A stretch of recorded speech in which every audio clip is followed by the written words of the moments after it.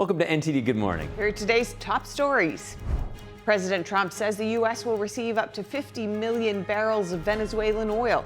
Plus, why the Maduro capture is raising questions about Chinese-made air defense systems. National security concerns in the Arctic in the spotlight. The White House press secretary tells the Epoch Times using U.S. military is on the table to deter adversaries in the Arctic. Nationwide protests in Iran enter their 11th day as demonstrators issue a direct appeal to President Trump. Human rights groups report dozens killed and mass arrests as the unrest spreads. And the federal government is moving to claw back millions in taxpayer dollars from what it calls widespread Medicaid fraud in Minnesota. One official says it's just the tip of the iceberg. ICE launches a new operation in Minnesota. Officials are calling it the largest one yet. Jason Blair has the details. And from foldable phones to see-through screens and AI-powered gadgets, we're going to take a look at some of the latest tech making its debut at the Consumer Electronics Show 2026 in Vegas.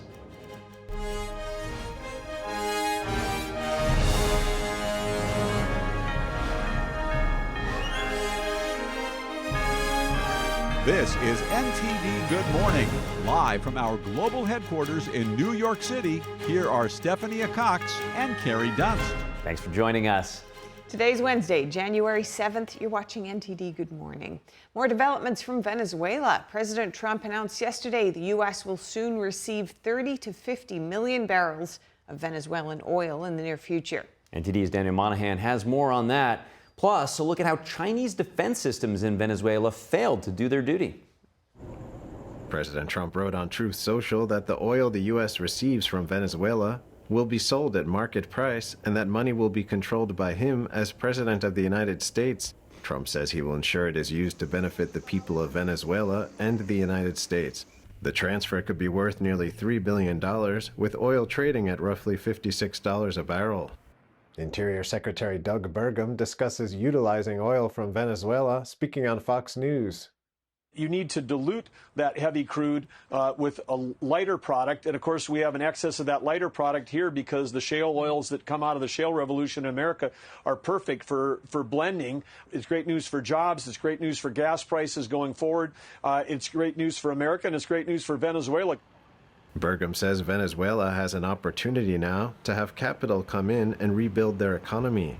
They have larger oil reserves than Saudi Arabia. Saudi Arabia, one of the richest countries in the world. Venezuela, one of the poorest countries in the world. Ambassador to the UN, Michael Waltz, pushed back on UN criticism of the Maduro operation, speaking on Fox News. I don't know why they're so upset. As I pointed out at the Security Council, over 50 countries didn't even recognize Maduro because he stole the election. So it's hard to figure out what they're so upset about. Well, I think we know the answer. It's because it's President Trump, and he's a man of action and took real action. Waltz says the Venezuelan people are going to be better off. And look, at the end of the day, this was the right thing to do. President Trump took bold action and will continue to swing and doge that ridiculous organization called the United Nations. The lightning operation to capture Maduro and his wife, Cilia Flores, punched in and out of Caracas before its air defenses could mount an effective response. The raid raised uncomfortable questions for China about the limits of the Chinese-supplied systems that Venezuela has leaned on, especially anti-stealth radar that China advertised as capable of spotting and stopping U.S. stealth aircraft. Analyst Yu Tsung-chi, a retired major general from Taiwan, says the operation suggested deeper weaknesses, corruption in China's defense industry, and a lack of reliability of the technology and command structure meant to tie those systems together. Yu described it as a system built to look modern on paper and intimidating in propaganda, but falls apart under the demands of real combat. Yu says neither Chinese or Russian air defense systems made the slightest bit of difference once the U.S. brought real-time intelligence, electronic warfare, and precision weapons to bear. Daniel Monahan, NTD News. And President Trump touting the military successes of Operation Absolute Resolve as he speaks to House Republicans ahead of midterms. And going beyond Venezuela, the Trump administration laying out its national security strategy. President Trump at the Kennedy Center speaking to House Republicans about the upcoming year. This is a midterm year. This is just days after Operation Absolute Resolve, the successful capture of former Venezuelan dictator Nicolas Maduro and his wife. And in the days since the operation, the Trump administration has really doubled down on what President Trump is now calling the Donroe Doctrine, laying out not only their vision for the future of Venezuela, but connecting the dots to their broader national security strategy. President Trump vows to fix up not just Venezuela, but any Western country that serves as a proxy for American enemies. And case in point, the White House is now confirming what President Trump said on Sunday, that he wants to acquire Greenland as a national security priority. The president touting the success of the military operation. Take a look. But the United States proved once again that we have the most powerful, most lethal, most sophisticated, and most fearsome. It's a fearsome military on planet Earth. The effects of Maduro's capture beginning to be felt around the world. Venezuelan oil shipments to China are on hold, and President Trump predicts the fall of Cuba's communist regime. Cuba now reporting that at least 32 of the 80 people killed in U.S. strikes were Cuban military. Cubans, mostly Cubans, but many, many killed. It was Cubans that guarded Maduro. He was not guarded by Venezuelan bodyguards. He had Cuban bodyguards. In terms of their internal intelligence, who spies on who inside to make sure there are no traitors, those are all Cubans. The Maduro regime was long propped up by Cuba's armed forces and counterintelligence agencies. And Cuba sent tens of thousands of doctors, nurses, and sports figures to Venezuela in exchange for oil discounts. Maduro himself went to Cuba to train as a labor leader, attending a Communist Party training institute called the Nico Lopez School. Thank you, Mari, for that report. And the federal government is moving to crack down on fraud in Minnesota and its Medicaid program. That's right. CMS Administrator Dr. Mehmet Oz is accusing the state of years of weak oversight, and he says audits are now underway. Here's more on that. The federal government is tightening oversight of Minnesota's Medicaid program, citing widespread fraud and poor state oversight. Centers for Medicare and Medicaid Services Administrator Dr. Oz says his agency is auditing programs that Minnesota flagged as vulnerable to fraud. We're going to defer payments for the 14 programs that the state itself identified as rife with fraud. That figure could be in the hundreds of millions of dollars. If the state cannot get a handle on this fraud, as we find more, we intend to withhold more payments moving forward until the state cleans up its act. He also told Fox News his agency will claw back taxpayer money from Medicaid payments made to the state. Now, this is a major problem for the state because they've got to own the fact that they have been bilking the federal taxpayer for their sloppy behavior for years. What we have learned so far in Minnesota is just the tip of the iceberg, perhaps the largest Medicaid scam ever, taking place throughout the state in many different fashions. Oz says federal officials are having trouble tracking at least $500 million in Medicaid payments to Minnesota. He also described Governor Tim Walz's corrective action plan as insufficient.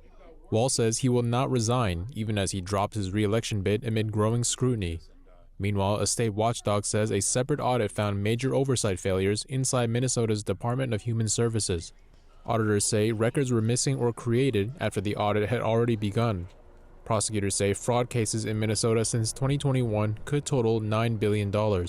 The Minnesota investigations come as broader Medicaid fraud probes expand beyond the state. Federal health officials confirmed that Somalia's ambassador to the United Nations is linked to a U.S. healthcare company previously cited for Medicaid fraud, Progressive Healthcare Services. The Department of Health and Human Services did not immediately disclose the details of that fraud case. It's not even secret. But the ambassador's ties to the sanctioned company drew attention recently. Posts of his LinkedIn account showed he was serving as Somalia's top diplomat to the United Nations at the same time. And federal officials are moving to freeze over $10 billion in child care funding to 5 states. It's over concerns the benefits may have gone to illegal immigrants. NTD's Washington correspondent Jack Bradley has more on that. The Trump administration is moving to freeze over $10 billion in funding for child care and social services to 5 states over fraud allegations. A Health and Human Services official told me that the freeze would affect California, Colorado, Illinois, Minnesota, and New York. Now this, coupled with the department's recent announcement that it's freezing child care payments pending documentation for other states, is meant to curb fraud, which was brought into the spotlight by that in Minnesota. Governor Walz's administration is taking away money from working families and giving it to fake daycare scams. Democratic officials in several states criticized the move, warning it could harm low-income families. Minnesota Governor Tim Walz says that the news about the fraud is being hijacked for political gain. And even as we make progress in the fight against the fraudsters, we now see an organized group of political actors seeking to take advantage of a crisis. Walz also announced on Monday that he's dropping his re-election bid for a third term as governor. Every minute that I spend defending my own political interest would be a minute I can't spend defending the people of Minnesota. The HHS is also proposing to repeal Biden-era mandates that they said allowed for widespread fraud to occur in child care systems. These are not victimless crimes. Every dollar stolen is a dollar stolen from children and families who need those services the most. The proposed rule would repeal requirements that child care providers receive funds before providing care. It would require payments based on verified attendance rather than enrollment. And it ends what's called pre-funding guaranteed seats at child care centers without competition. Attention's now being brought to other states. President Trump took to Truth Social on Tuesday, saying that fraud is worse in California and an investigation has begun. Now, if we look back at California, widespread fraud has occurred under Governor Gavin Newsom's watch. State officials said that back in 2021, the Employment Development Department, which was in charge of distributing COVID pandemic relief funds, paid out up to $30 billion in improper payments to unverified sources. And get this, over $810 million went to prison inmates. But it looks like the White House is working to probe for more. Reporting by Jack Bradley, NTD News. And thanks to Jack for that report.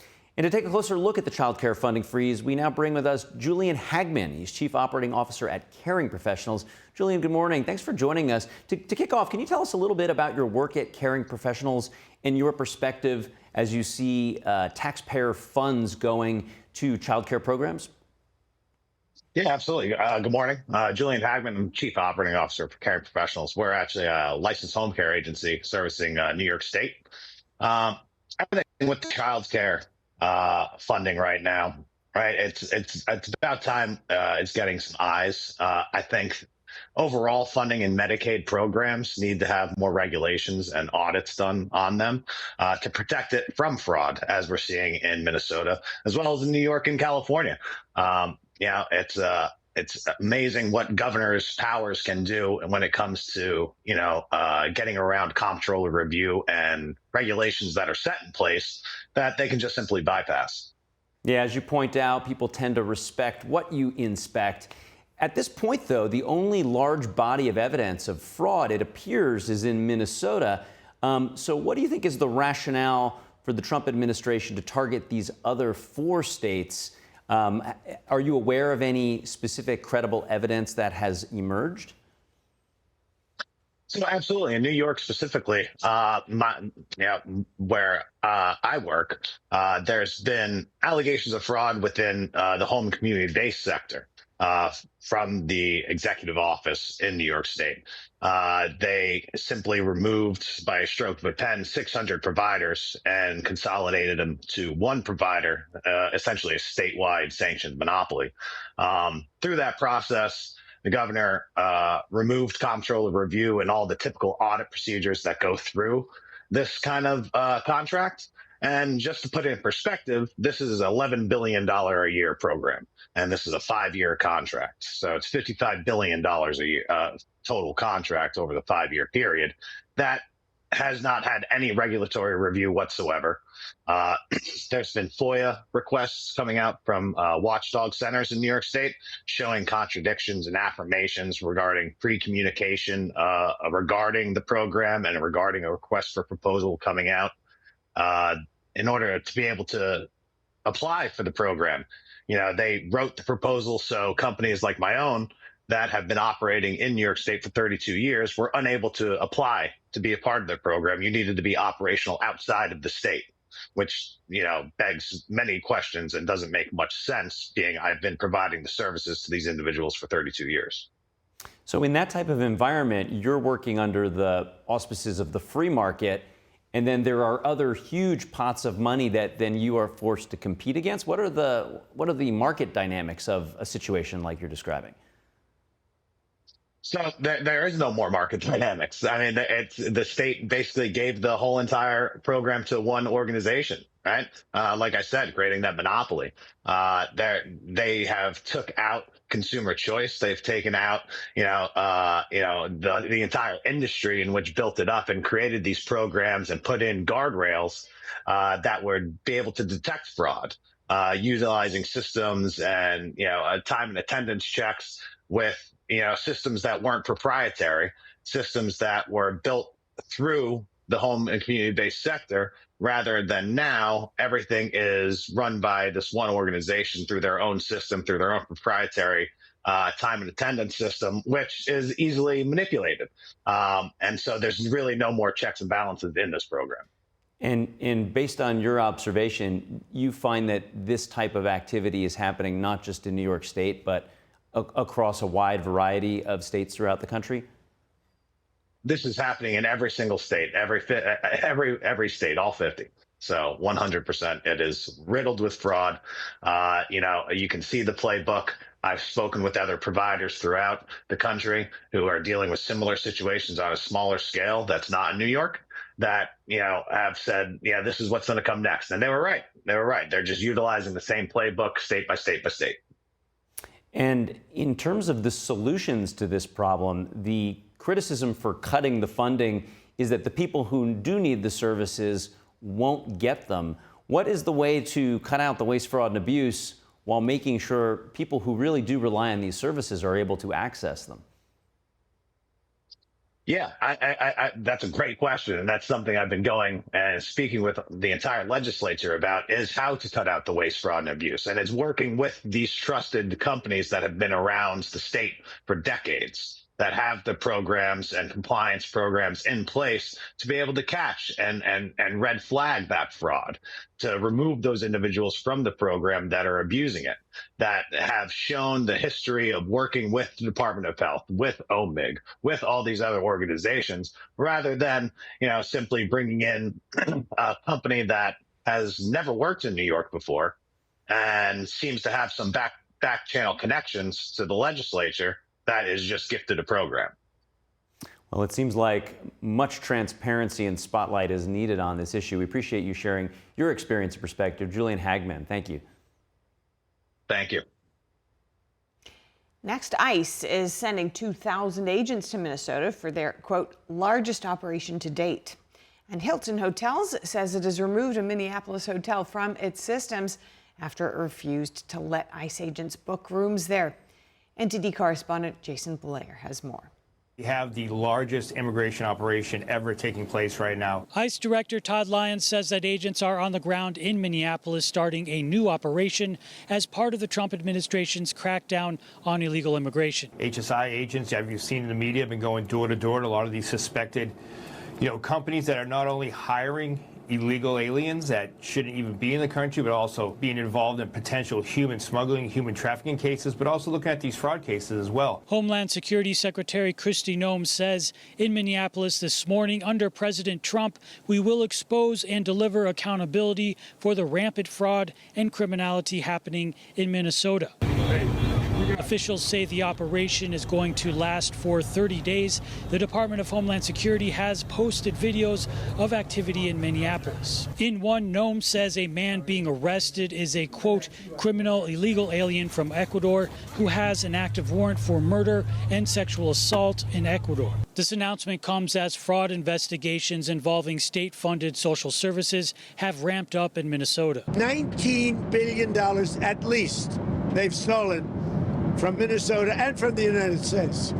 It's actually more from the United States. Hilton Hotels says it has removed a Minneapolis hotel from its systems after it refused to rent rooms to DHS and ICE agents. The Department of Homeland Security raised the issue on Monday when they posted an email from the hotel telling them that, quote, we are not allowing ICE or any immigration agents to stay on our property. If you are with DHS or immigration, let us know and we will have to cancel your reservation. Hilton Hotels apologized and released a statement saying the Minneapolis hotel is independently operated and not acting in line with the company's values, and that changes will be made.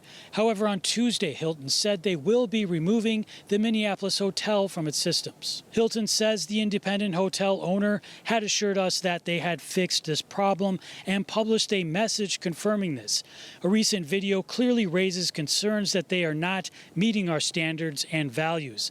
As such, we are taking immediate action to remove this hotel from our systems. Hilton is and always has been a welcoming place for all. Jason Blair, NTD News. Thank you, Jason. And the Department of Justice says is suing Arizona and Connecticut for failing to provide full voter registration rolls for federal inspection. The lawsuits were filed yesterday, and they bring the department's total now to 23 states and the District of Columbia that are all facing similar legal action. The DOJ says the requests are part of its efforts to ensure voter list accuracy and election integrity. Attorney General Pam Bondi said accurate voter rolls are essential for free and fair elections, and added that states refusing transparency can expect legal action. Now, Assistant Attorney General Harmeet Dillon said the department will hold states accountable when they fail to comply with federal election laws. Arizona and Connecticut officials say they declined to release the data over voter privacy concerns. Still to come, national security concerns in the Arctic in the spotlight. The White House press secretary telling the Epoch Times that using the U.S. military is on the table. NTD's Melina Wisecup will bring us more. And the nationwide protests in Iran entered day 11 as demonstrators issue a direct appeal to President Trump. Human rights groups report dozens killed and mass arrests as this unrest spreads. We're going to have that story. We'll be right back after the break.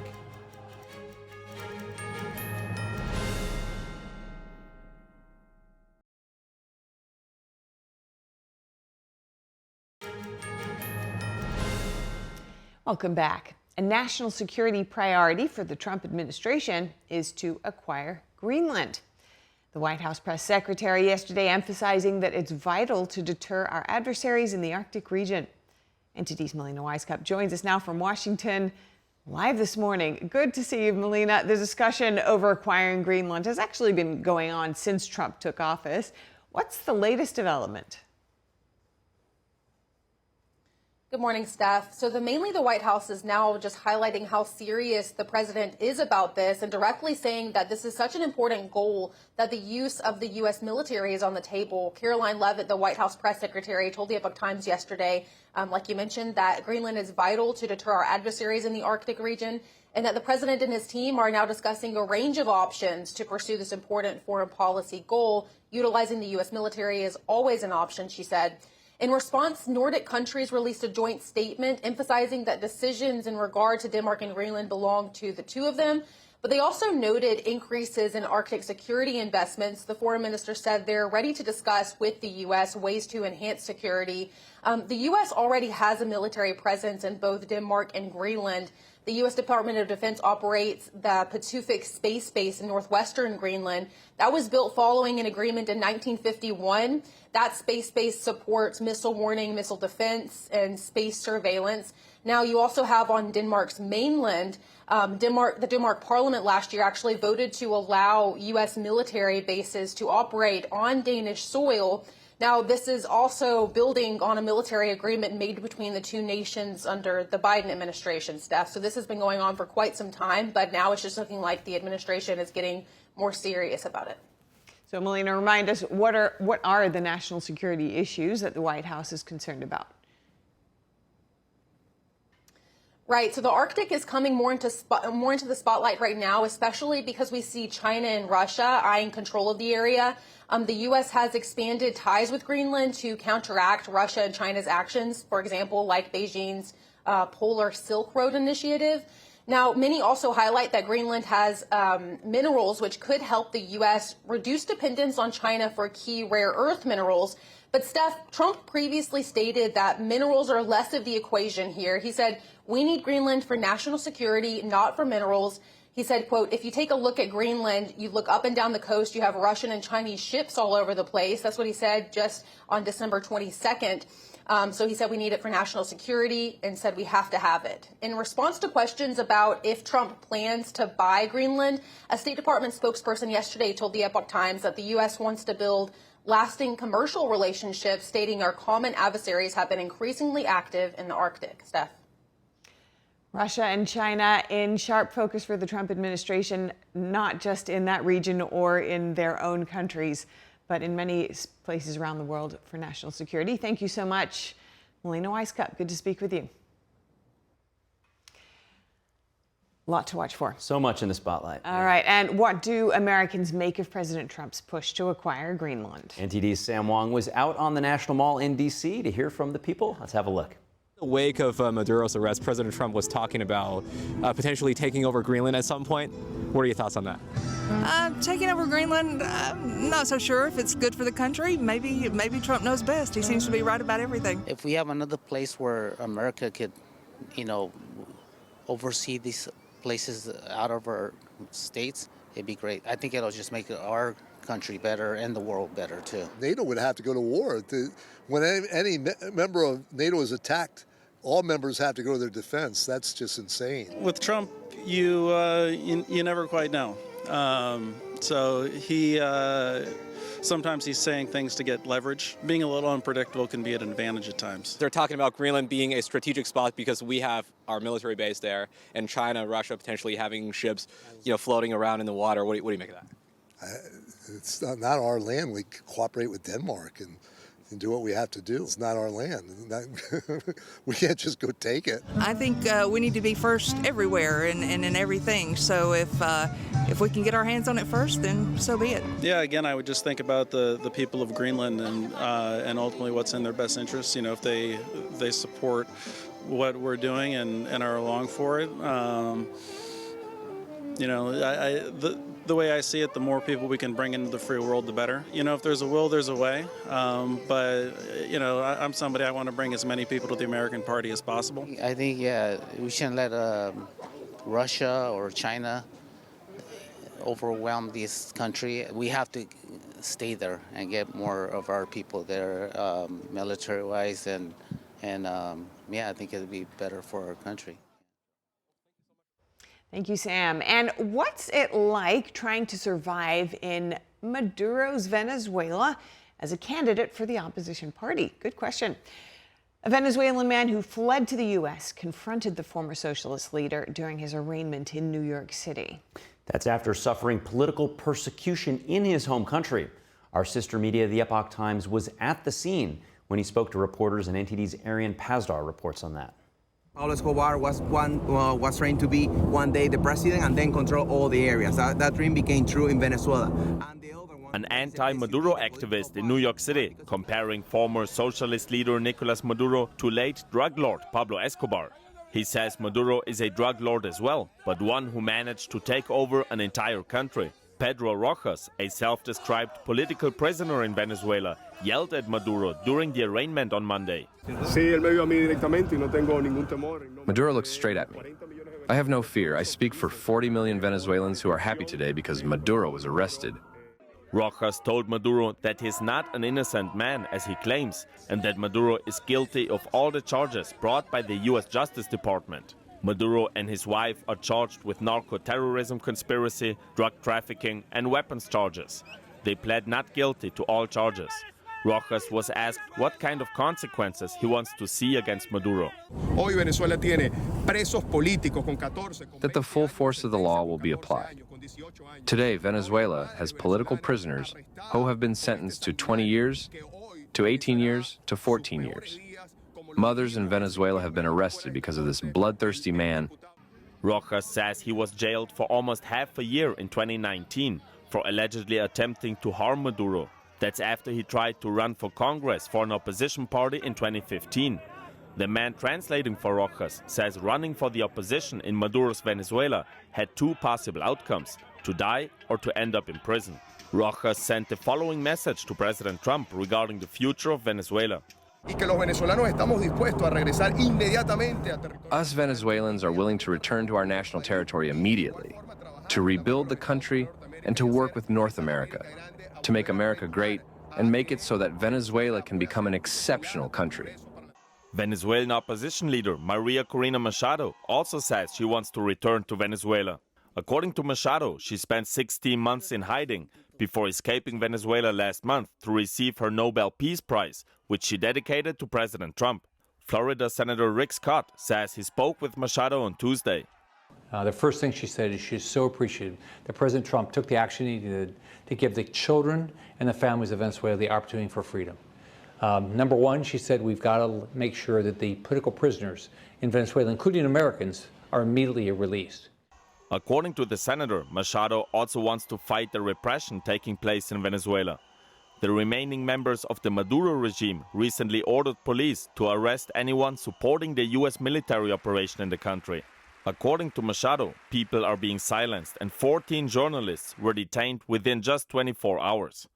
Arian Pastar, NTD News. And staying with Maduro's capture from his fortified residence in Caracas, some lawmakers and pundits are not disputing Maduro's tyranny, but are questioning the legality of the U.S. military operation to capture him. Joining us now to discuss is former federal prosecutor Zach Smith, who's now a legal fellow at the Heritage Foundation. Zach, good to see you. Thanks for joining. Can you comment on the legality of this operation to extract Maduro? Yeah, thanks for having me on the show this morning. Look, there's ample legal and historical precedent for this type of action against dictators such as Nicolas Maduro. Think back to the late 1980s, the early 1990s, when President George H.W. Bush ordered U.S. forces to go in, effectuate an arrest warrant against then Panamanian dictator Manuel Noriega, who was then extradited to the United States to face very serious criminal charges. If you listen to what Secretary of State Marco Rubio, what Secretary of State War Pete Hegseth said in the immediate aftermath of this very successful action, they made clear that this was essentially a law enforcement action, that U.S. forces were helping federal law enforcement agents essentially effectuate a valid U.S. arrest warrant. And now we know Nicolas Maduro has been indicted on a number of very serious counts in the Southern District of New York. We saw the very surreal images of him being transported from the correctional facility in Brooklyn to federal court in Lower Manhattan to have his initial appearance to be arraigned on these charges. And so, look, there is ample historical and legal precedent for the action that took place. And Zach, I'm not too familiar with the particulars of Noriega's capture, but you mentioned that there's a long history of legal precedent to go in and arrest somebody with the proper legal sort of opportunity to extract somebody in this case. What other times besides Noriega has this happened? Well, the presidents have taken unilateral action in Central and Latin America for many years to protect American interests. And so not only do you have U.S. forces effectuating essentially an arrest warrant, you also have President Trump making clear that he was taking action in the United States' best interest. The Department of Justice's Office of Legal Counsel, the constitutional lawyers within the DOJ, have put out a memo all the way back in the 1980s, the 1990s, essentially signing off on this type of action. So this, again, is not unprecedented. We saw some U.S. senators worried that this might potentially break international law, that this might somehow be illegal or unconstitutional. But even some of those senators, like Senator Mike Lee, once he heard the administration's explanations, once he saw the charges against Maduro, have come around to understand that President Trump was right to take this action. And Zach, as you point out, some of Trump's opponents are saying that this sort of tramples on what might be perceived as international law. So is the demarcation here that not only, obviously bad guys are all over the world, but this particular bad guy harmed and killed Americans? Is that really where the line crosses, where Trump could go in and look to extract somebody to face justice here in America? Yeah, well, it's not only that he harmed America, it's that he broke American law and had been charged federally for breaking American law. And if you read the 25-page indictment that was handed down against Nicolas Maduro, it makes clear that the United States does not view him as the valid leader of Venezuela, and that when he committed these very egregious crimes against the United States, he was essentially acting as the head of an illegal cartel. And the charges that were brought against Maduro and 5 other individuals officials, including his wife, include charges related to narco-terrorism, include charges related to drug trafficking, include charges related to very serious weapons offenses as well. And so that is the legal basis, the legal justification that would allow President Trump to send in forces and effectuate this arrest warrant. And I think it's worth noting that these charges are very serious charges. A conviction on any one of these charges means that Nicolas Maduro will likely spend decades, if not the rest of his life, behind bars in the United States. And so, again, this is a good thing from a practical perspective that Nicolas Maduro is no longer in power. But from a legal perspective, again, President Trump is on pretty solid footing. And in terms of federal law versus what might be considered a narco-terrorist, in which situations does the president look to have, for example, a gang leader, a cartel leader, or a elected official in a country who is exporting drugs to America? In which instance does the president potentially replicate this Maduro strategy or use other military means? Well, look, I think, again, it's important to understand essentially this action is being defended essentially as a law enforcement action, the execution of an arrest warrant to bring a fugitive to justice. And so each situation will be somewhat unique. I think, obviously, the effectuation of this particular arrest warrant involved a little more force than you might see in the ordinary course, effectuating an arrest warrant. But that doesn't change the legal basis for it. And so I think the president, any administration will have to take each case on an individual basis. But look, if an individual has been validly indicted by a federal grand jury, then certainly the president has the right and the responsibility to help make sure that individual is brought to justice. And Zach, as we start to finish up, I'd like you to just take a broader perspective now and just look at South America and Mexico. Under the auspices of the Monroe Doctrine, which was enacted 100 years ago, it feels like this Maduro capture signals a change, a major sea change. What are you expecting to see in the next year?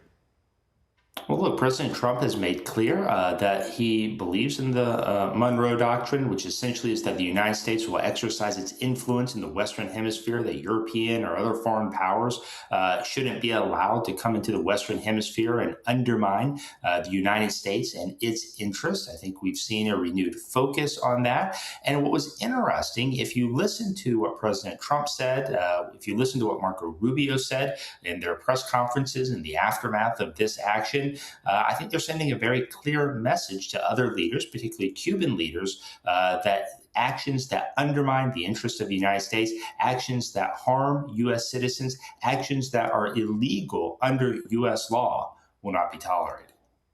Well, Zach Smith, thank you so much for breaking down the legality and what might be ahead. Appreciate it. Of course. Thanks for having me on. Yeah, the allegations are for thousands of tons of cocaine being moved into the U.S., which could affect many deaths depending on the user and the amount of cocaine, but theoretically tens of millions of deaths if fully dispersed. So there you go. Up ahead, lawmakers are set to vote on a bill to advance government funding before the January 31st deadline. Will Congress find bipartisanship, or is another shutdown on the way? Big question there. We'll be looking at that after this break.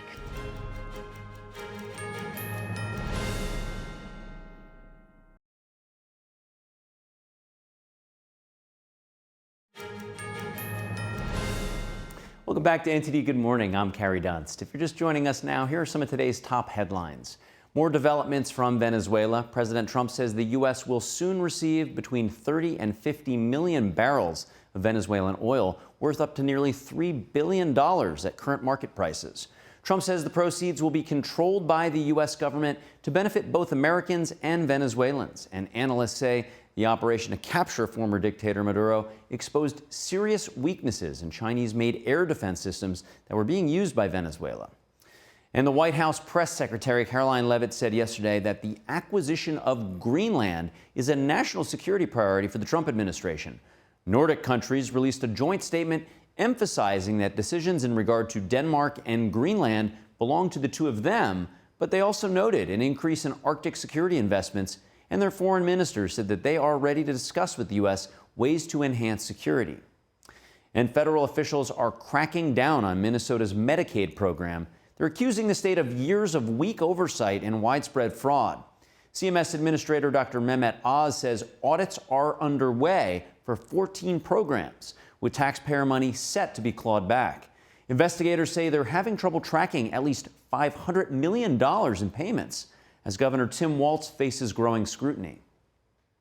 And staying in Minnesota, ICE is sending 2,000 agents there for their, quote, largest operation to date. ICE Director Todd Lyon says it's a part of a new operation under the Trump administration's crackdown on illegal immigration. Officials say the operation will last 30 days and comes amid fraud investigations in the state. Meanwhile, Hilton says it removed a Minneapolis area hotel from its system after it refused to allow ICE and DHS agents to book rooms there. Those are this morning's top headlines. With that, Steph, over to you. Thank you, Carrie. And Congress is off to a quick start with several important votes already teed up during its first week in session. Our Washington correspondent, Luis Eduardo Martinez, breaks down what we expect to see this week on Capitol Hill.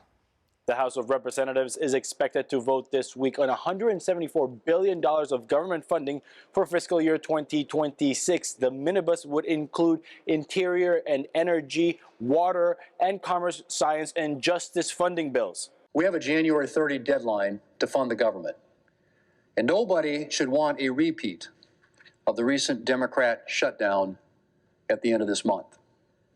So, Mr. President, let's get the rest of this year's appropriations bills done so we can turn our attention to our other responsibilities and to getting the next fiscal year's appropriations bills done in a timely fashion. The Senate is also expected to vote on a Democrat-sponsored privilege resolution, a War Powers Act resolution that, if passed, would prohibit President Trump from taking any further military actions in Venezuela without congressional approval. The administration's story keeps changing by the hour, even after Secretary Rubio spent all day Sunday trying to clean up Trump's mess. The president went right back to repeat that the U.S. will now apparently run Venezuela for a while. On and on and on. No plan, no clarity, only chaos. Also this week, the full House and Senate separately will be briefed by Attorney General Pam Bondi, Secretary of State Marco Rubio, Secretary of War Pete Hegseth, CIA Director John Radcliffe, and the Chairman of the Joint Chiefs of Staff, General Dan Kane, on the Venezuela Operation Absolute Resolve. President Trump also met today with House Republicans at the Kennedy Center during their annual retreat meeting and dedicated his speech to Republican Congressman Doug LaMalfa, who passed away at age 65. GOP Congressman Doug LaMalfa represented parts of Northern California. He was the leader of the Western Caucus, a fierce champion on California water issues. He was great on water. He wanted to release the water, he'd scream at him. And a true defender of American children. He was a defender of everybody. The passing of Congressman Doug LaMalfa leaves the House Republican majority with only 218 seats after also the stepping down of Congresswoman Marjorie Taylor Greene. This is the smallest House majority in the history of the United States. Reporting from Washington, D.C., Luis Eduardo Martinez, NTD News.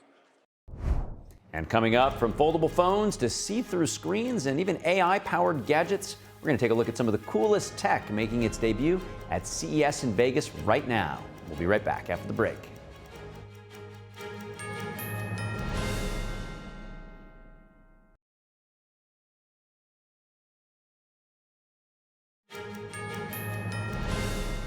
Welcome back. An aviation analytics firm is crowning the world's best and most on-time airports and airlines. Delta Airlines takes the Punctuality Award, good for them, in the U.S., and Aeromexico wins the title worldwide.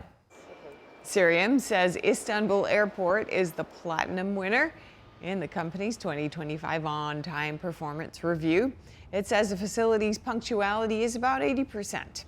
That's not the top number, but the award takes into account overall operational performance and recovery capability. And for overall performance, Qatar Airways is Cirium's platinum winner in the airline category, and air transport rating organization Skytrax also considers Qatar the world's best airline. Suing says, meanwhile, that Chile's Santiago International is the most on time of all airports. So there you go. Well, there you go. One of my favorite flying experiences was having the ceiling of the airplane star-studded with Qatar Airlines. Anyway. Sounds fantastic. Yeah. Yep. Okay, so it's the little things, Steph, when you're traveling. It is the little things. Surprise lighting feature, maybe a little extra recline. Yeah. And as long as it's on time, that's the first thing. Of course, that's the most important thing. All right. And the 2026 Consumer Electronics Show is underway in Las Vegas, with companies from around the world unveiling their latest technology. NTD's Christina Corona takes us to the Samsung show floor for a closer look at what's new. Let's have a look at that. We're here in the city of Las Vegas at CES 2026, where the latest tech is on display. From new gadgets to cutting-edge innovation, we'll be walking the show floor and showing you what stands out this year. At the Samsung show floor, we got a hands-on experience with the latest Samsung Galaxy Z Trifold. This is a fully functioning phone on the outside with a 6.5-inch dynamic AMOLED display, but then when you want to take it to the next level, you don't just fold it once, you fold it twice, and now you have a 10-inch dynamic AMOLED 2X display on the inside. He says multitasking is taken to a whole new level by allowing users to run several apps at once on the expanded screen.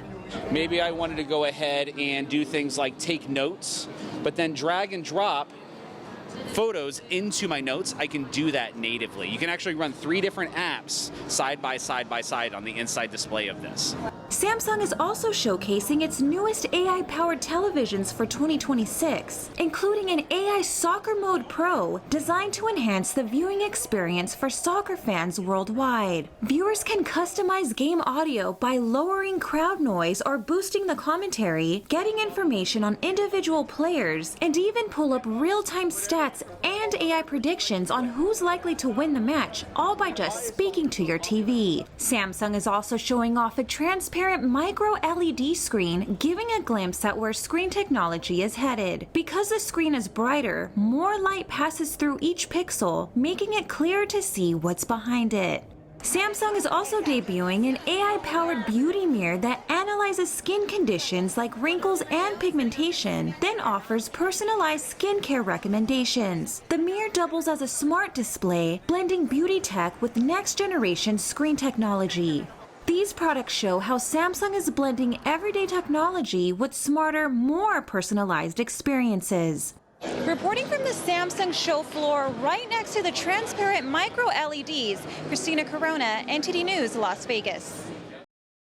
Well, you know, in the story before that, we talked about punctuality in airlines, and almost 150,000 people are flying from all over the world. They're all descending on Vegas for this show. It's really, you know, it kicks off the new year. If you're into tech, it's the place to be. If you don't like a lot of lights and noise, it's the place to avoid. A lot of venues, 12 venues covering 2.5 million square feet. So there's a lot to see. Oh my goodness. And in addition to AI, apparently digital health like wearables is a big deal, and these robots, mobility, and energy and sustainability solutions, all kind of hot topics. Certainly. Well, we do have to wrap up the show now, but if you've got any feedback or maybe there's a story you'd like to see us cover, shoot us an email at goodmorning@ntd.com. We'd love your feedback. And for round-the-clock original news coverage, as always, you can watch us live at ntd.com/live or download our NTD app. I'm Stephanie Cox. Gary Dunst. Have a great day. See you soon.